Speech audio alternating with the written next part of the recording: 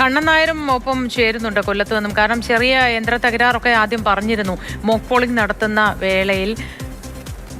Kannan Nair, good morning. ചെറിയ തകരാറൊക്കെ തുടക്കത്തിൽ പറഞ്ഞിരുന്നു, അതൊക്കെ പരിഹരിച്ചോ? ഇരവിപുരം മണ്ഡലത്തിലെ 50-ാം നമ്പർ ബൂത്ത്, അതായത് ക്രിസ്തുരാജ ഹയർ സെക്കൻഡറി സ്കൂളിലെ ബൂത്താണ്. തുടക്കത്തിൽ ഈ വോട്ടിംഗ് മെഷീൻ പരിശോധിക്കുന്ന സമയത്ത്, മോക്ക് പോളിംഗ് നടക്കുന്ന സമയത്ത് ചെറിയ രീതിയിൽ പ്രശ്നങ്ങൾ ഉണ്ടായിരുന്നു. അതായത് കൃത്യമായി വോട്ട് രേഖപ്പെടുത്താൻ സാധിക്കാത്ത ഒരു സ്ഥിതി ഉണ്ടായിരുന്നു. പോളിംഗ് ചെയ്തിട്ടല്ലേ? എന്താ സംഭവിച്ചില്ല? ഇപ്പോൾ ആദ്യമേ നമ്മുടെ ഈ മിഷനിൽ ചെറിയൊരു കംപ്ലൈൻറ്റ് ഉണ്ടായിരുന്നു. അവരൊന്നെല്ലാം മാറ്റിയതിന് ശേഷം രണ്ടാമതാണ് വന്നിരിക്കുന്നത്. ഒരു ബട്ടൺ അത് പ്രസ് ആകുമ്പോഴത്തേക്ക് അത് വോട്ടിങ്ങിലേക്ക് വരുന്നില്ല. അത് ഒരുപാട് ഡിലേ ചെയ്യുന്നുണ്ട്. ഈ വോട്ടിംഗ് കൃത്യമായിട്ട് നടക്കുന്ന സമയത്ത് ഇങ്ങനെ ഡിലേ ആയി കഴിഞ്ഞാൽ ഒരു വിഷയമാകും. അതുകൊണ്ട് രണ്ടാമത് വീണ്ടും വിളിച്ച് അവർ ആ ബട്ടൺ വീണ്ടും നല്ല രീതിയിൽ പ്രസ് ചെയ്തതിന് ശേഷം ഇപ്പം വീഴുന്നുണ്ട്. എങ്കിലും ഒരു വിശ്വാസമില്ല. കാര്യം എന്ന് പറഞ്ഞാൽ ഇടയ്ക്കിടയ്ക്ക് അതിങ്ങനെ ഒരു നമ്പർ പോകുന്നുണ്ട്.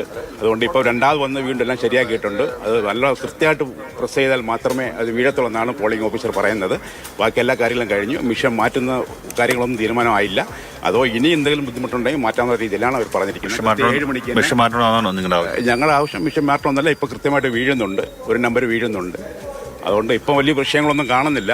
അതോ അങ്ങനെ വല്ല വിഷയങ്ങളുണ്ടെന്നുണ്ടെങ്കിൽ മിഷൻ മാറ്റം ഞങ്ങൾ ആവശ്യപ്പെടും.